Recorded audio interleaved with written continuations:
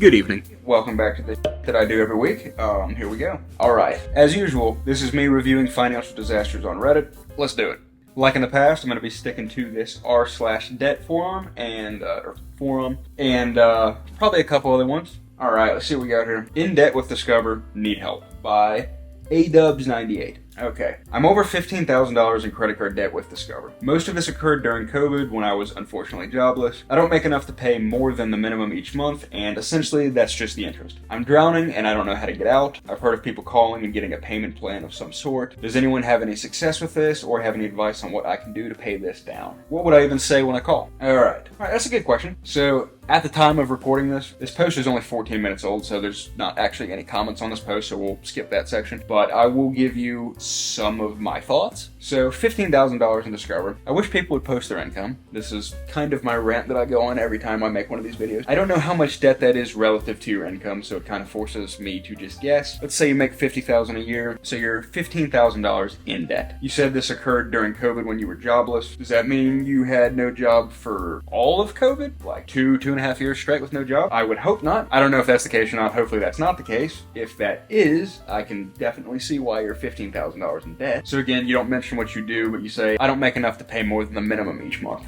And essentially that's just the interest. So yeah, I mean, your interest payments are going to be at least a couple $100s a month, if not a little bit more than that, for $15,000 in credit card debt. So definitely not a great start, especially post-COVID. Just to answer some of the questions that you actually asked, I've heard of people calling and getting a payment plan of some sort. Yeah, you can definitely do that. With it being a credit card, you kind of technically have payment plans in the sense that you can pay more than the minimum, so you can make your own payments on a monthly basis. I'm sure if you were to call the credit card company, you could probably set up something a little bit more formal and say, something above the minimum, but obviously not paying off the maximum balance because you don't have $15,000 that you can just put down unless you're going to sell a car or a house or something. So, maybe you'd be able to set up like a $600 a month payment where you're paying a couple $100 a month toward interest, but you're also working off the balance. I mean, it's kind of unfortunate that you're going to have to pay that much in interest, but that's just kind of the way it goes. I mean, you knew about the interest when you took out $15,000 in debt, so this is kind of just the back end to that transaction. What would I even say when I call? Pretty much just what we said. I mean, you basically explain your situation to the person you're talking to. You say that I make X amount of money, I make $47,000 a year, I have this much excess that I could pay per month. Is there anything I can do to set up like $200 extra per month? So then that way, you're paying more toward the actual balance instead of just tacking on interest payments over time. I mean, at this rate, your debt's not really going to go down, and with you literally just making the minimum payment, it's not going to go down at all. So you're really not moving the needle at all here. So I know you didn't ask specifically for what you can do to clear the debt, but I'll give you a little bit of a tip. I would say what I would do, at least in that situation, is if you've got stuff that you can sell, like your car, or if you can downgrade from an expensive apartment to a less expensive apartment. If you're renting a place that's $1,500 a month, you could probably move to a place that costs less, and that could free up $500 a month right there. Or conversely, if you're already renting a pretty cheap place and you literally cannot rent a cheaper place, or if you need the space that you have and you can't afford to live in a smaller place, then you might be able to get a roommate or move in with your parents or a friend or a family member for a little bit, just to kind of speed up the debt snowball thing here. There's really all kinds of things you can do. I mean, honestly, for most people tend to have more expensive of a car than they should, so that's kind of usually my go-to when I do these story review things. If you're driving a $30,000 car and you owe 27 grand on it, that's where I would start. I'd sell your car, buy some $6,000 or $8,000 Corolla, and you could pay off a large chunk of this debt, if not the whole thing, if that's actually your case. Now, I mean, if you're already driving a beater car and you don't have any money, that's obviously not going to apply to you, but for a lot of people, even if it's not for this actual person in the story, that's the way it is for a lot of people. So, if you're watching this and you happen to relate to this scenario, if you drive an expensive car, sell your expensive car. That bites so many people in the butt, probably even the person in the story. Anyway, this is just a quick story. Like I said, there's no comments. This post is now like 17 minutes old, so we'll move on to something else, but good little entry point there. All right, let me look at another one here. So this is Roar Angel, also in the r/debt forum. He says, I need to buy a car, but how can I afford monthly payments? So parking is $70, rent is $725, car insurance is $119, utilities, electric bill and rent, $140, gas is $80, healthy insurance is $230, groceries $300, meal plans $280, monthly miscellaneous, toothpaste, blah blah blah, $160, boyfriend $100, Gym membership, $109. Help my mom, $400. So total comes out to $2,596. So $2,600. I need to buy a car, but I cannot afford payments of $500. What should I do? Man, these posts drive me insane. Why doesn't anybody post their freaking income? I can't do anything with that. You just listed out your expenses. It literally is meaningless without your income. I don't know what to say. Like, I don't know what to tell this person. Okay, I mean, in a very literal sense, you need to buy a car, but you cannot afford $500 payments.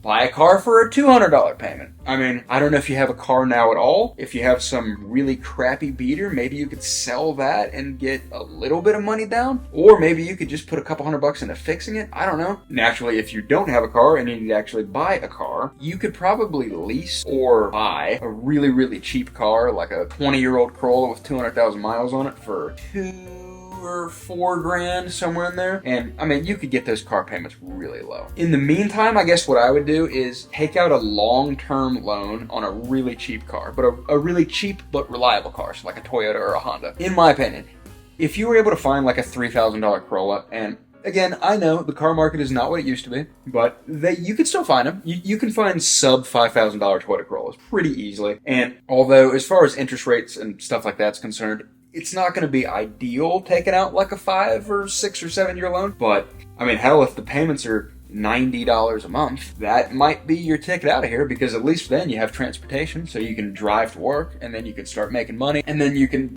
start building your paycheck and actually save stuff up, start building a nest egg. My guess is you could probably get a hold of a semi-reliable car for less than $200 a month. Now, again, I mean, that's assuming you have a pretty decent credit score. You're probably able to put a little bit of money down, and you're able to afford like some expenses and maintenance items that are ultimately going to come up on a car that's that cheap. So, like I said, I think the best thing you can do is probably buy a really cheap but somewhat reliable car. Don't worry about the interest rate. Don't worry about the loan term. Just get something as cheap as you can, and then just start driving to work and working a bunch of hours so that you can maybe throw a little bit extra money at the loan. Maybe instead of a 7-year loan, you're able to get it down to, 2 or 3 years paying it off, and then next thing you know, you have a cheap car, but it's paid off. I don't know what you do for work, but if you were able to get a car and you're able to boost your income by $1,000, I mean, if you could put like an extra $300 per month on top of your minimum payment, you could probably pay off a really cheap car in like anywhere from like 6 months to a year and a half. For a really cheap car, I would say that's pretty reasonable. So honestly, that's not that bad. You're just gonna have to buy a beater car and kind of hope for the best. But the biggest thing here is income. You're gonna have to figure out a way to make money. I don't know how much money you make. Obviously, it's not enough to afford a $500 car payment, so it's probably not a ton of money. But that being said, whatever it is that you do, either look for a better paying job or start taking extra shifts. Now that you have a car, you should be able to drive to work. All right, let me read some of these comments here. So the Awoken Hunter 777 says, buy a beater. Your rent is cheaper than about 70% of the nation, so you got that going for you. Yeah, that's a good point. His rent's $725. I think my rent is $900. So yeah, that's pretty cheap. For reference, I live in Morgantown, West Virginia. This is like a 600 square foot tiny little apartment. It has 2 bedrooms, but the bedrooms are very small. I think we pay $900 a month, I think. I gotta check that, but I'm pretty sure it's $900 a month plus utilities. So yeah, I mean, $725 for rent is pretty cheap. I'm assuming you're probably a college student, so that makes sense. Maybe you'd be able to get a roommate and cut that in half. I think that's a good go-to, but yeah, just something to look at. Anyway, this guy says, your total monthly bills equals my rent alone. Dang, dude. But everyone's situation is different, so kudos for getting that done. Stop paying to paint your nails. Monthly haircuts is a luxury. Every 2 to 3 months is realistic. Your boyfriend can get his own job and money. Your mom needs to sort out her own finances, assuming she's not in a senior home that requires outside funding. And cut your internet since your phone already has it. I think that might be a little extreme, but I use my phone as a hotspot, which allows speeds fast enough for online gaming and streaming services. Explain this meal plan in addition to groceries. Groceries are your meal plan. Champagne taste on the Bud Light budget.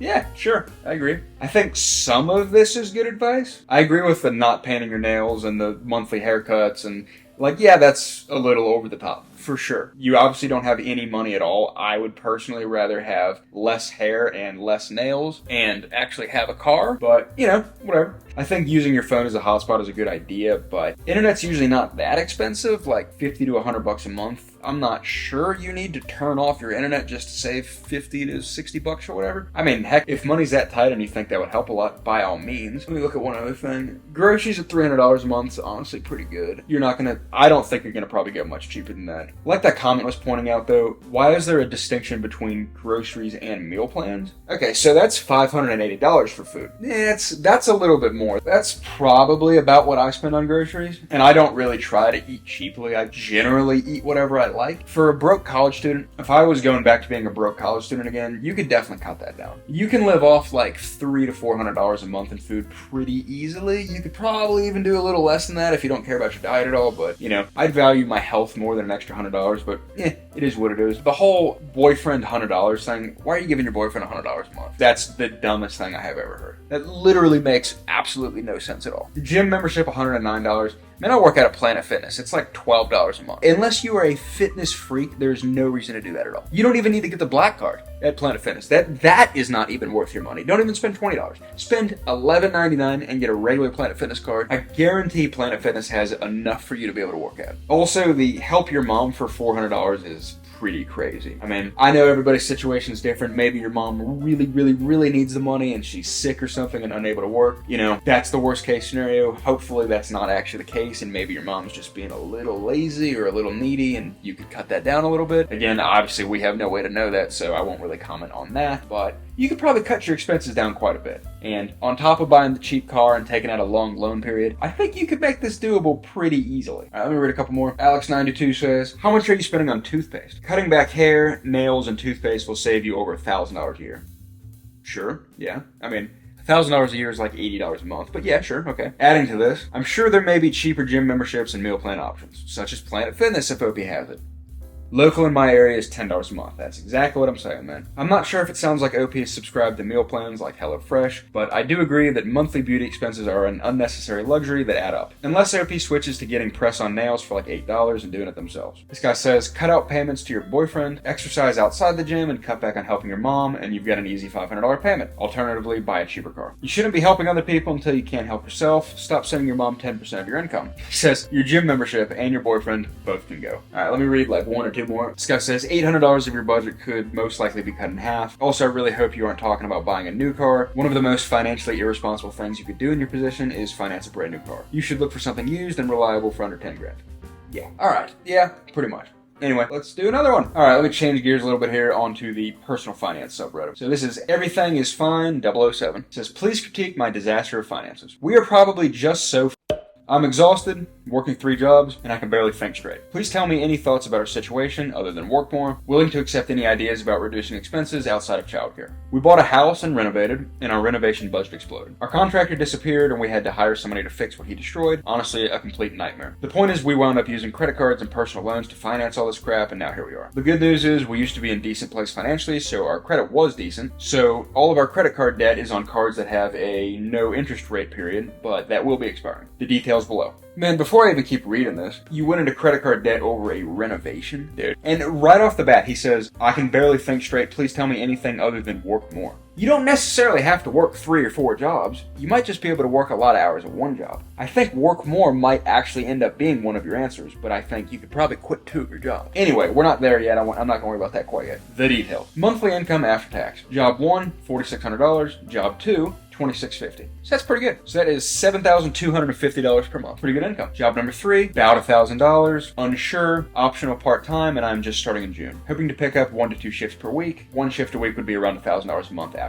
tax. Partner's job, about $4,800. So total take-home income is $13,000. Why are you going into credit card debt over a house renovation when you make $13,000 a year? For a freaking home renovation, brother. Okay, I'm not gonna worry about that. Oh boy, man, let me tell you, this is a problem. Once annual bonus after taxes, received in December, $15,000. And these guys make a lot of money. Credit card debt with 0 interest expires. So I guess he's saying his projected credit card debt is $10,000 in April of 2025. I don't know if I'm reading that right or not. I'm probably just dumb, but I honestly don't understand what he's saying. Is he estimating that he's going to have $10,000 in debt in April of 2025? I don't know. I'm just going to skip past that for a second. Other debts. Personal loan 1, $28,500. Again, he's got this December 7th, 2025. I really don't know what to make of that. I don't know if that's your projected debt or if that's when the 0% interest rate expires. I'm not sure. I don't know what that means, bro. Anyway, personal loan 1, he's got $28,500 in debt. Personal loan 2, $31,250 in debt. For car loan, he's got $19,000. He's got $5,000 on a private student loan. He's got 2 government student loans, one for $5,000 and one for, I think, $2,800. All that could be $28,000. Yeah, it's $28,000 because the minimum payment's $350 instead of $60. So $5,000 plus $28,000 in government student loans. Okay, so you got $33,000 in that. You took out a 401k loan. Gosh, you took out a $45,000 401k loan? For what? What did you take that out for? My gosh, dude, this better be a ridiculously good renovation. I hope you're happy with the renovation. Oh my gosh, payments $800. Whew. Mortgage of $2.4. You got a $1,950 mortgage, so your total is $6,145. Man, the way you laid this out is so hard to read. This is terrible. I don't even know how you get $6,000 from that. Is that your total minimum payment? That must be the total minimum payment. Okay, so your total minimum payments are roughly $6,100. Other expenses. Water and sewage of $100. Electric $200, cell phone $150, internet $60, childcare $1,600, food $1,100, YMCA $65, Netflix $16, Spotify $10, Xbox $10, health insurance $230, disability insurance $16, dog walking $240, $30 for dog grooming, miscellaneous like toilet paper $200. Total $4,027. So we've got $4,000 and $6,000. So about $10,100 to $10,200 per month in expenses. That's a lot, man. Okay, moving on in this atrocity. Savings. Nothing. How do you have no money in savings with $13,000 a month in income? Oh boy, this drives me up a wall. You're killing me, dude. We have exhausted our emergency fund, liquidated our non-retirement stocks, and tapped our 401k with the 401k loan. Our bank account currently has negative $100, overdrawn. My husband gets paid tomorrow, but this is our situation. We need to save up some cash reserves, but it is feeling impossible. We can cut on food costs, no dining out currently, and I think our actual expenses of food are less than it is, but I haven't tracked it as well as usual since I've been working so much. Me, my husband, toddler, and teenager in the household. I'm exhausted and want to make sure I'm thinking clearly to get ourselves out of this situation. We aren't buying any new purchases. We both work long hours, so not sure if we can even cut the dog walker. Our dog is older, so getting rid of him would likely mean putting him down, and he is otherwise healthy, so that seems awful as this is hardly his fault. Please don't do that. Just want someone else to take a look at this because my husband is terrible with finances, and so it's all up to me. It's not like I'm great with finances. Obviously, or we wouldn't be in this situation. And I feel so stressed and overwhelmed trying to figure out our moves going forward. We both grew up in poverty with parents who did not manage money well, and now I feel like we are dummies for doing the same thing. Yes, that is exactly the case. You are dummies for doing the exact same thing. My gosh, dude. This is an absolute nightmare. Oh boy, I can't wait to read these comments. I don't understand. I just don't get it. Oh, this is truly a nightmare. Alright, anyway, let's start with comment number 1 from Grievous47. So you bought a house, started renovations, but the cost ended up far exceeding the budget, and you loaded up 9 credit cards and 2 personal loans to pay for it, which look like they sum up to $100,000 or so. How much does your house cost to go $100,000 over budget on renovations? You took on 3 jobs to hustle and deal with it while your spouse continues to work 1 job. Perhaps they also watch the kids, which is a job itself. Does that sum it up? Looks like you make $13,000 a month and spend $10,000 a month, which includes the pay down on your personal and student loans. So you have $3,000 with which to tackle credit card debt. If you apply that $3,000 to credit card debt in an order of when credit cards come off 0% interest rate, it actually looks like you would be able to pay them all off on time to me. Although I get your life is miserable right now. I'm just confused as to how you started home renovations in such a way that you spent $100,000 over what you had planned on spending, presuming you had the money you planned to spend. If your mortgage is only $1,900, your house can't be that expensive. So spending $100,000 over on renovations mean you must be talking like half the value of your entire house renovations. But here, if it makes you feel better, going off $3,000 a month saved and $15,000 bonus in December. So I'm not going to read through all these, but basically he's just listing out the different credit card debts that he's got and a time frame to pay them off. So according to this guy, it's looking like your last couple credit cards are going to be paid off somewhere in May or August of 2024. So yeah, I mean, this looks like a pretty solid plan. I am just absolutely blown away that you went that much in debt with the kind of income that you have, mind you, on a house renovation. And like this guy said, the house can't possibly be that expensive. The mortgage payment was like $1,900 a month. It's like you redid an entire $300,000 house for like a $200,000 renovation. That just doesn't make any sense to me. It's not like it's a rental property. I mean, that does not make any sense. Anyway, so to finish up his comment, he says, done by September 2024, can then ship into your personal loans to pay them off earlier. Actually, arguably, you should pay off your personal loans with the bonus money you get and just use the savings to pay off the credit cards, because I assume the personal loans are currently accruing interest. He says, edit, wasn't expecting this comment to get so much attention, so wanted to clarify something. I gave my little payoff example to show OP with the info they provided that it was doable to pay everything off in probably 2 years. I did just a quick example. It was not meant to be some min-maxed best approach to what to prioritize and pay off first. In that case, I probably would prioritize prioritize rapid paydown of the active personal loans. Also, I imagine all the credit cards have an unaccounted for minimum payment that will cut into the prioritizable cash. What a nightmare, dude. He says, yeah, my guess is likely $150,000 in renovations they did to the house, whose PITI is only $1,900, so like what, $250,000 value house? It's not actually going to increase the value of the house by an amount over $150,000, so you're not going to be able to recover that money on closing costs, etc. House renovations only add value to a property if you do them well yourself on a budget.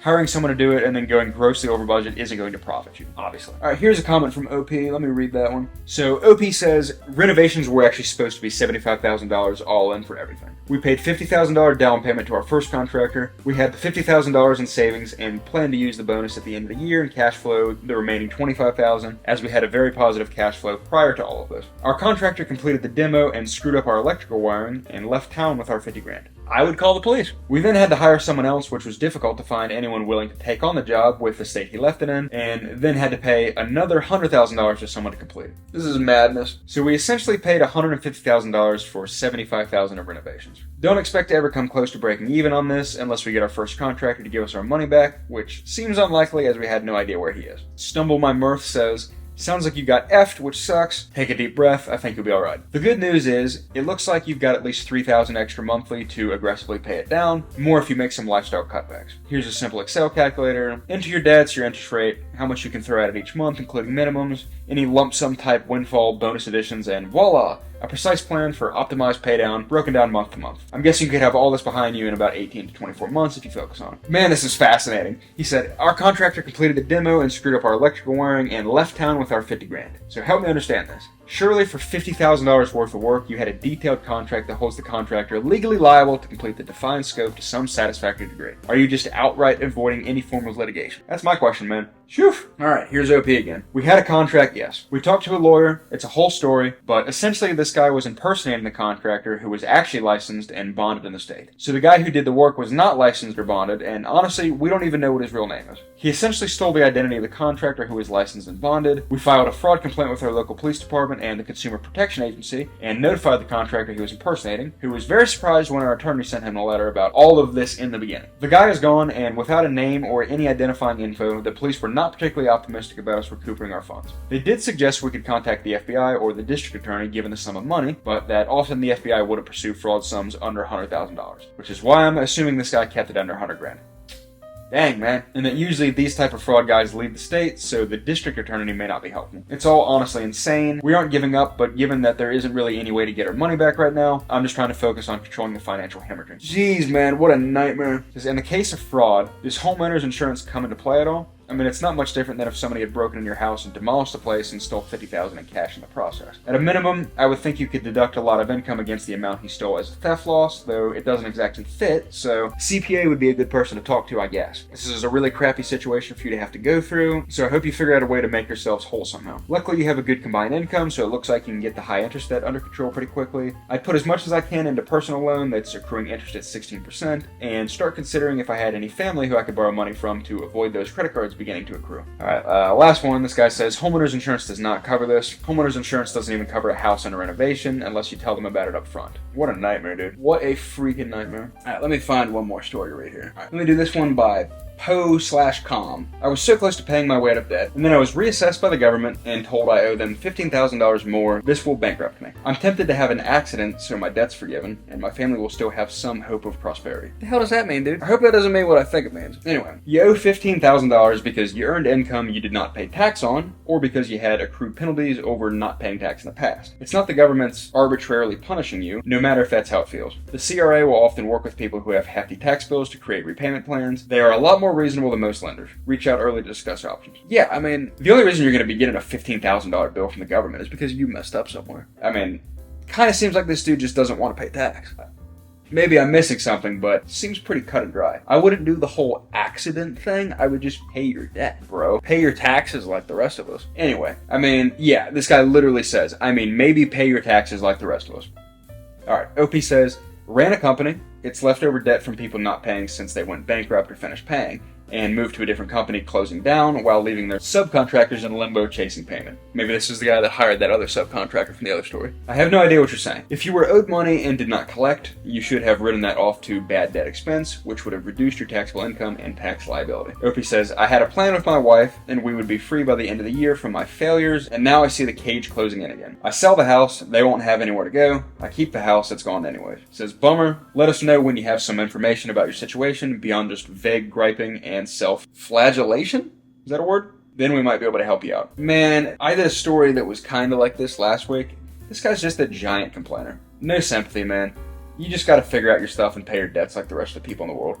I'm sorry, is what it is. You might have to pick up an extra job. Maybe you won't do that again. Maybe that's a really good $15,000 learning experience. Let me read another one. That was a much weirder story than I'd want to end on. Alright, PWBC123. Which credit card to pay off first? Having an argument with a friend and we need third-party opinions. Say you have two credit cards, one with a lower APR that's charging interest right now, and one with a higher APR but it has zero interest for the next couple months. They both have the exact same balance. You can only pay one of them off. Which one would you pay off first? The one that's charging you the interest right now, or the one that's principal only but going to start charging you higher interest, and why? Seems kind of cut and dry to me. I mean, I would pay off the one that's charging you interest now. Especially depending on how much the balance is. I mean, if you could pay off the whole card right now, then you're going to save a ton of money in interest payments. And then if you could jump back onto the card that has interest payments, maybe you could pay that off by the time the high interest rate starts kicking in. Seems kind of cut and dry to me. I would pay for the one that's charging you interest now and worry about the higher interest rate later. Alright, Lumber Lady says, I'd pay the one charging interest now and then the no interest. That way, I am no longer paying interest on the one I am paying interest on now, and then focus paying more on the no interest, but going to start charging interest. Oh, I've said the word interest too many times. But more money can be paid, so it goes more to the principal than interest. Okay, this is going to require math to determine which one is more worth it. Yeah, obviously. Okay, let's say each has a balance of $5,000 and the lower card is 22% and the higher APR is 29% after those 2 months. Why am I reading all these stories that kind of suck, man? Let me read something better. Alright, that one was kind of boring. Let me read one that looks genuinely interesting. So this one is called Unethical Life Pro Tip on how to find out if one of my roommates stole money from my bank account. Not sure if it's the right place, but I'll try my luck. I recently moved in with two new roommates. One is a friend of mine, and the other is a girl we found through Facebook posting. On the 12th of November, I was casually checking my bank account, and I saw that I had 4 withdrawals that amounted to approximately $1,500, which I didn't make. I contacted the bank, canceled my credit card, and asked for the bank to refund my account. They didn't agree to refund me, nor give me the footage of the ATM withdrawal. That's weird. The bank's main claim was that it was me who did the withdrawals because the withdrawals were done with the card itself, and according to the bank, this card is a smart card, and it's extremely difficult to make withdrawals without a physical copy, this type of card. I'm aware it might be banks BS to avoid those payments, etc. They also said that the withdrawals were in ATMs I'm usually using. Even though those are extremely annoying claims, I found them reasonable explanations. I did go to the police, but there's a big holdup on getting them to pursue this complaint. As it stands now, I have no choice but to go to court and ask for footage, which could take quite a while. This got me to suspect both of my roommates, as they are both using those ATMs, have financial troubles, and were the only people in my life who could physically get hold of my card. I have no idea how they were able to get my PIN code. That was my question. My guess is one of them stole my code while I was paying with my card somewhere. I'll try to recollect the things that got me suspicious of each of them. The girl. She had a huge fight in the middle of the night with some old dude, claiming she was trying to steal a washing machine from one of his neighbors, which collects used furniture as a living. She responded that because it's outside, but really close to this guy's gate, it's no man territory, and she can claim whatever she wants. This whole situation raised a red flag. She has no problem to take something, even though it might be someone else's livelihood. I was reading sort of a notebook my other roommate made, and saw she left a private writing of hers, regretting deeply that she stole money from her family. Not my proudest moment, but curiosity got the better of me. Sounds like all three of you kind of suck. I told her that I'm going to get a footage soon to see her reaction, and she acted not like her usual self. Normally she is a noisy and energetic person, but after I told her about the footage, she barely talked and closed up in her room most of the day. Maybe a bad day of hers, maybe this triggered her. She jokingly told me that she stole my money to see my reaction. I didn't like it, of course, but brushed her off with a laugh. Okay, my roommate had to get her credit card to get some money she owed him. He taunted her and said he wouldn't give her back the card. She told him jokingly that she stole money from people already, so she shouldn't try his luck, which she doesn't know I read about her private writings. I'm aware that these last two are those cynical interactions and aren't meant to be taken seriously, but I believe those carry some grain of truth in them, which in her case comes as admitting her wrongdoings. While I highly doubt it's my other roommate, who is also my friend I know from elsewhere, I wasn't able to clear my suspicions either. Regardless of this situation, he really hates our girl roommate. When I told him about all my beliefs about her, he told me that I shouldn't jump to conclusions too fast. I found this answer to be sketchy, as he was always trying to pick a fight with her and dirty talk her whenever he can. It might be me overthinking, but I believe it might be his own messed up way to admit it was him. Either that or he doesn't want me to kick her out without being certain, so he wouldn't have to pay more rent. He usually asks me to lend him some money, but I saw him with a lot of money during the time frame of the withdrawals. He is able to get this from his parents, but he rarely does so. Maybe coincidence, maybe not, I can't really tell. I recently discovered that he owed money to people in the black market, didn't dig much further, but it can be a good motive to steal money from me. I'm trying to get help from both my parents and some people I know, and every time he hears something is going on with this case, he asks about it more than usual. I know this might be his way to show that he cares, and he does tend to ask questions about things in my life regardless of the case. I did find his questions more trying to get information rather than empathy. As you might notice, this thing is dwelling in my mind, makes me more speculative, and I wake up paranoid and hide my wallet. The whole thing gets me really restless and annoyed. Unfortunately, I wouldn't be able to get those ATM footages until I'll make a lawsuit, which would take a long time. So I'm currently at a loss with this whole situation thing that stirred up. In here. I really don't know what to do anymore or how to squeeze more information from either of them. At this point, I don't really care about how I'm going to find out about who stole my money. Unfortunately, I can't confront either of them without getting some more information. I'd appreciate your take and hopefully advice on that. What an absolute nightmare. Man, this sounds like 3 drunk 16-year-olds living together. Guy says post on our legal and figure out how to get footage of the person who withdrew your ATM or your account. Actually, as of today, I got a message from the bank telling me I have to get a court order. I'm also working up with a friend of my parents who is a lawyer. He told me that that's the only way to get access to that kind of footage. Should also hella contest that shit with the bank. Circle 2015 says, I suspect it was the one who joked about taking your card. Subconsciously, it seems suspicious. Can't be sure though. So footage is your only option as it stands. Once you get that, prosecute/sue. Any unethical life pro trip you try, they will know it was you. Besides, you have no real idea which one to target. So, yeah, I literally don't even know what to say about this. Like I said earlier, it sounds like all 3 of these people suck. This dude just, as much as he claims to care, he doesn't seem to really take in much of a confrontation approach, which genuinely makes no sense to me. I can't even tell you how quick I would confront somebody if I was missing $1,500 from my debit card. I would have both of them sitting at a table in front of me, and I would literally grill them with questions until I got the answer within like 20 minutes. But that being said, this dude's probably young and not really used to doing that kind of thing. At the end of the day, you still have 4 withdrawals that you didn't know about. $1,500 total. How does somebody steal your card and make 4 withdrawals without you knowing? Where were you keeping your wallet? I mean, are you keeping your wallet in your friend's hand? There is just no precautions taken at all. I don't know, man. This just seems kind of like a joke post, but still, this is a nightmare. This is an absolute nightmare. You said you go to the police, but there's a big holdup. I mean, yeah, they're probably not all that interested in a couple fraudulent ATM usages. And hell, for all I know, it could have been you that got drunk and went to go to these ATMs. This reads like a ridiculous story. But anyway, I guess I'm with that first comment. I mean, between the 2 of them, I would say the one that was joking about taking the card was probably the one that's more likely to have taken the money. Maybe she was just trying to gauge the reaction and, you know, maybe see if he would be mad at her or not. I don't know. That's probably what she was doing, but I don't know. This is a ridiculous situation. Your other roommate, you said he usually asked me to lend him some money. Why are you lending your roommate money? Just don't lend your roommate money. It honestly sounds like the people that you're living with are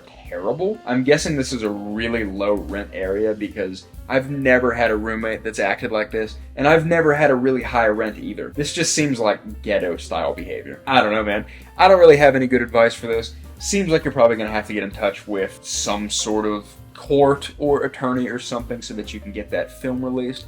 Honestly, I am shocked that the bank doesn't just let you see the videos. I feel like if I went to my bank and said I thought somebody else used my card, they would let me just look at the camera, or they would look at the camera for me. I don't know. Maybe I'm just completely wrong about that, but I feel like that's probably how that would go. Anyway, what a ridiculous story. That's really all I got time to read today. I am exhausted, so yeah, that's all I'm gonna do today. Reddit's always a nightmare. I don't know how people live like this, man. I really don't. The stuff I read on Reddit just blows my mind. It really does. It absolutely blows my mind. But, yeah, that's pretty much it for this one. If you have anything in particular that you want me to read and review, let me know. Just post that down in the comments and I'll read it. Until next time, that's really all I got for you. Thanks for watching. Maybe consider subscribing if you like this type of content, or leave me a comment or a like or something if you like this style of content. I've been trying out sort of the longer form video over my last couple videos, and I do like making them a lot more than that like short form crap that I was making earlier. Yeah, I don't know how long I'm going to make these. I'm just kind of having fun, but time will tell. Let me know what you think, and yeah, subscribe if you liked it. Have a good day. Peace.